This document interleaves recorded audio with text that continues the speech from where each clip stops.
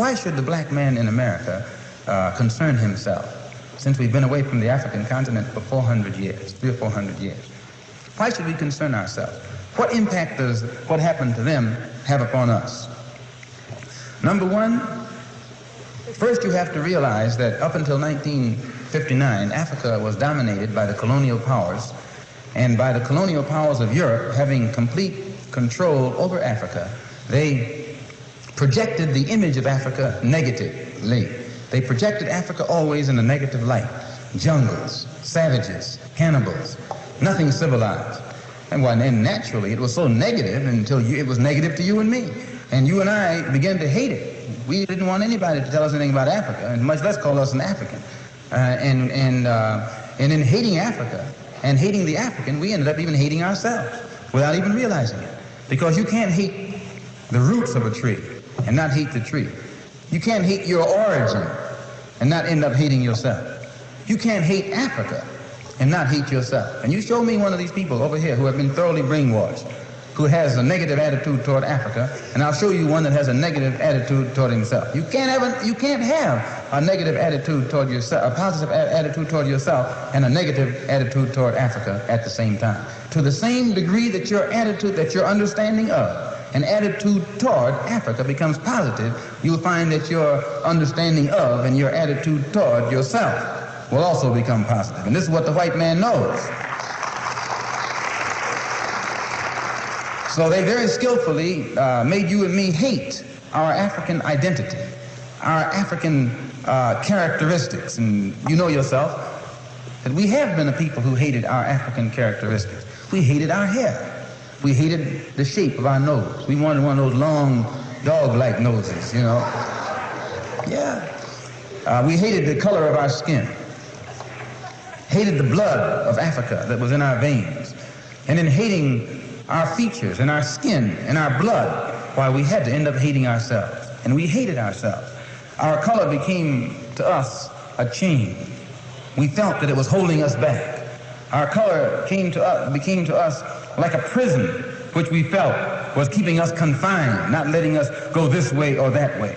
And we felt that all of these restrictions were based solely upon our color, and the psychological reaction to that would have to be that as long as we felt imprisoned or chained or trapped by black skin, black features, and black blood, that skin and those features and that blood that was holding us back automatically had to become hateful to us. And it became hateful to us. It made us feel inferior.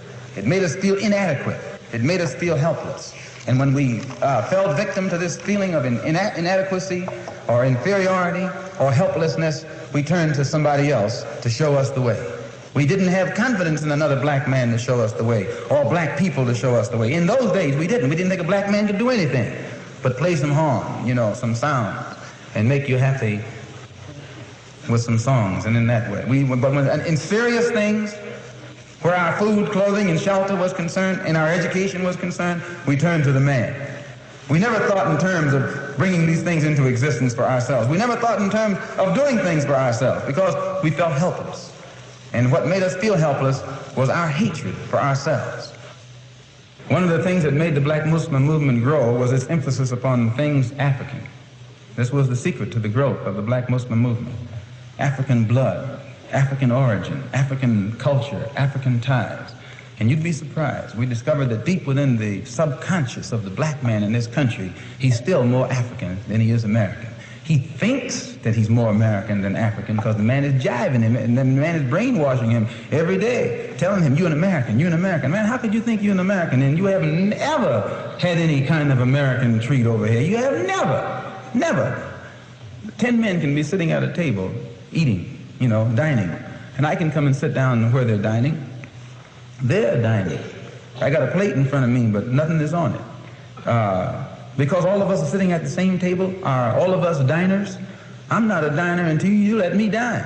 Then I become a diner. Just being at the table with others who are dining doesn't make me a diner. And this is what you got to get in your head here in this country. Just because you're in this country doesn't make you an American.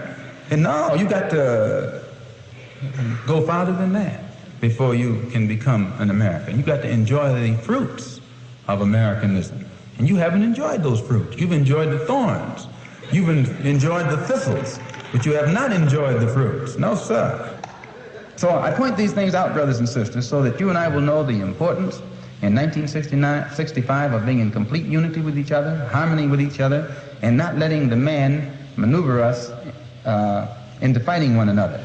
I say that again, that I'm not a racist. I don't believe in any form of segregation or anything like that. I'm for the brotherhood of everybody, but I don't believe in forcing brotherhood upon people who don't want it.